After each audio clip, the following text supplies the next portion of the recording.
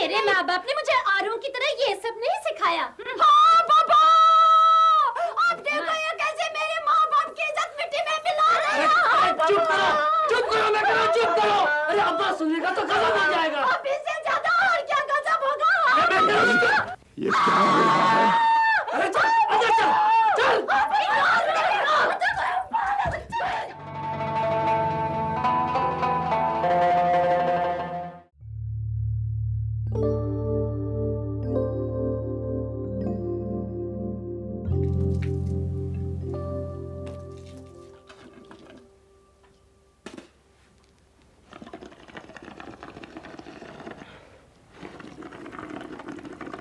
शाबाश। देख ले बेटा, अगर यहाँ का काम अच्छा लगा तो ठीक है। ये सब हाउस बोट अपने ही हैं, तू भी इनका मालिक है। फिर भी अगर मज़ा नहीं आया तो कोई और बंदोबस्त कर लेंगे। डोंट वरी अब्बू, मैं देख लूंगा। ठीक है। भेज दिया गरीब को दरबार में सलामी देने। मालूम नहीं कल रात गए तक ये नूर मोहम्मद तुझे क्या पट्टी पढ़ा रहा था। अरे तुझे क्या है, तू तो सरे शाम ही पांव पसार कर सो गई। वहां तुम्हारी बाप की झिड़कियां मैं खाऊं, यहाँ के सारे झंझट मैं निपटाऊं। तू तो हाँ हाँ, देख रही हो कैसे निपटा रहे हो झंझट। एक भी कदम तुम्हारा सीधा पड़ता है क्या? अच्छा, काफी सुन लिया। ये सुबह सुबह कहाँ जा रही है? अब्बू और अम्मी परेशान होंगे। कल लड़कर जो आए हम। कल रात को अम्मी का फोन आया था। हमारे आने के बाद हमारा सारा गुस्सा अब्बू ने उस गरीब पर उतार दिया। जल्दी वापस आना। और सुन, अब्बू को जरा कायदे से समझा देना। उसे कहना कि मुश्ताक अहमद अभी 2-3 दिन यही काम करेगा। ये खुशखबरी तुम खुद ही देना जाकर। पड़ेगी हिम्मत? हुक्म चलाता रहता है। अबू कभी यह कबूल नहीं करेगा कि मुश्ताक यहाँ आकर रहे। आखिर उन्हें इसे पाल पोस कर बड़ा किया है, उनका भी कुछ हक बनता है इस पर।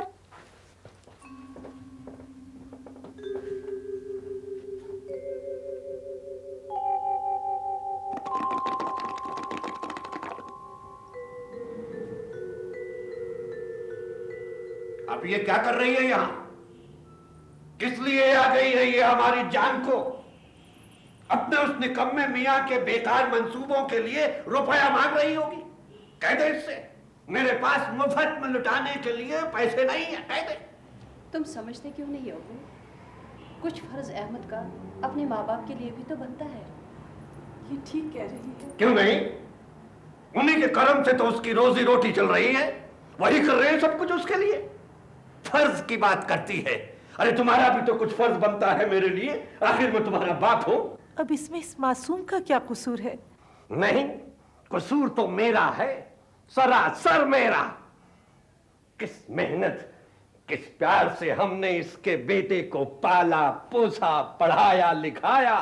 उस वक्त जबकि इसका वो नाबकार खावन पैर जमाने के लिए दर दर की ठोकरें खा रहा था, उस वक्त कहा था उसका वो सनकी बाप। और अब जबकि मुश्ताक पढ़ लिख कर काम करने लायक हो गया है तो वो अपना हक जताने आ खड़ा हुआ। अब्बू, उसने तो कुछ नहीं कहा। चुप रह, तू क्या समझेगी उसकी पॉलिसी? अब बस भी करो, तुम्हारी तो आदत है हर मामले को खींचने की। मुश्ताक हमारा नवासा है।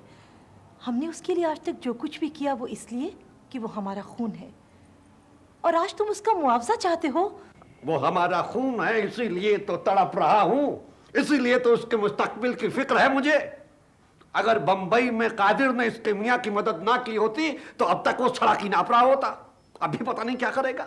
मुश्ताक पढ़ा लिखा है, काबिल है, वो जिंदगी में जरूर तरक्की करेगा। हाँ, तरक्की करता, मगर यहाँ रहकर मेरे साथ, ना कि उन हाउस बोटों में जिनका कोई भरोसा नहीं। मैं शुक्र करता हूं कि वक्त पर मुझे अक्ल आ गई और मैंने हाउस बोट बेच दिया, वरना अभी तक औरों की तरह टूरिस्ट सेंटर के दरवाजे पर धक्के खा रहा होता। लेकिन मल खलीक का कारोबार तो काफी तरक्की पर है, और फिर कादिर का बेटा बिलाल तो उसके लिए बरकत ही बरकत ले आया है।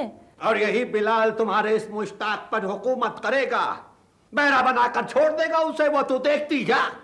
और उस अहमद को देखो, इतनी भी तौफीक नहीं हुई कि वो खुद आकर मुझे अपना फैसला सुनाए। अब्बू अब्बू वो तो वही करता है जो तुम कहते हो। अब तू बहस मत कर, उठ, मैं कहता हूं उठ, और जाकर अपने बेटे के नफे नुकसान की फिक्र कर, तू रहने दे।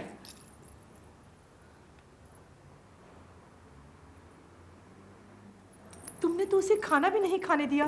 भूख नहीं मरेगी, खाएगी वहीं जाकर अपने ससुर की खैरात।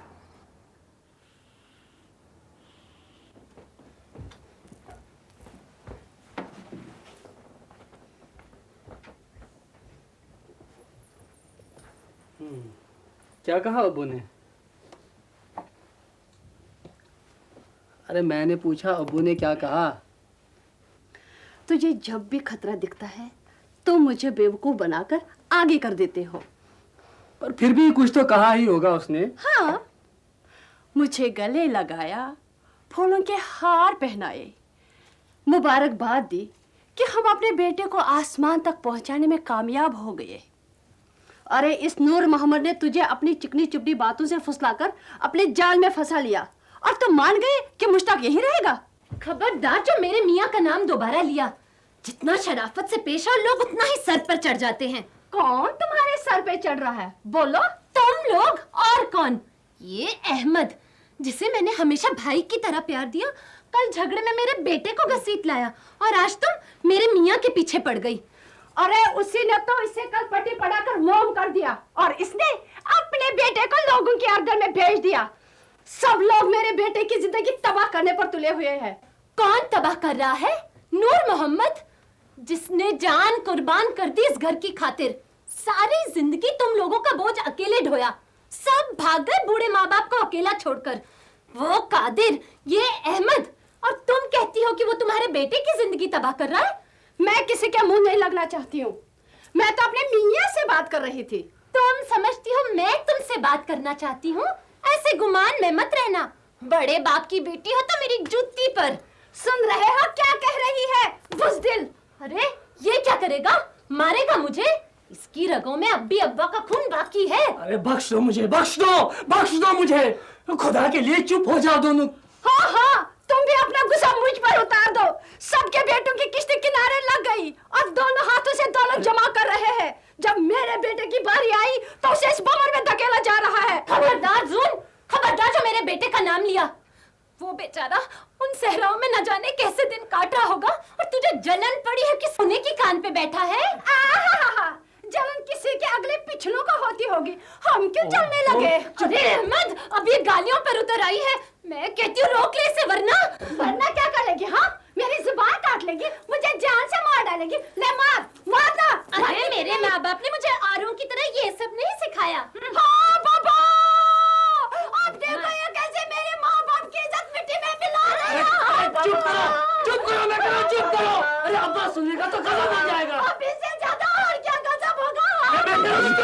ये क्या हो रहा है? अरे चल।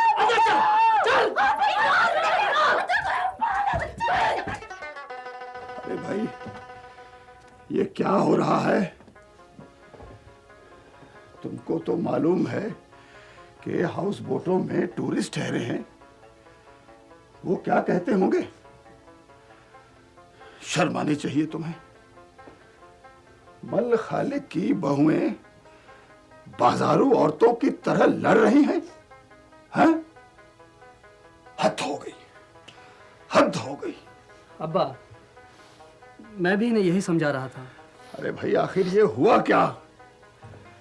कल तक तो ये दोनों सगी बहनों की तरह थी, ये आज अचानक क्या हो गया? कोई खास बात नहीं है अब्बा, ऐसी ही कुछ गलतफहमी हुई है, खुद दूर हो जाएगी। अब चलिए ना। गलतफहमी और इस तरह। सुनो, अभी तक मैं मरा नहीं, समझी? तुम्हारा अब्बा अभी तक जिंदा है, मरा नहीं, याद रखना।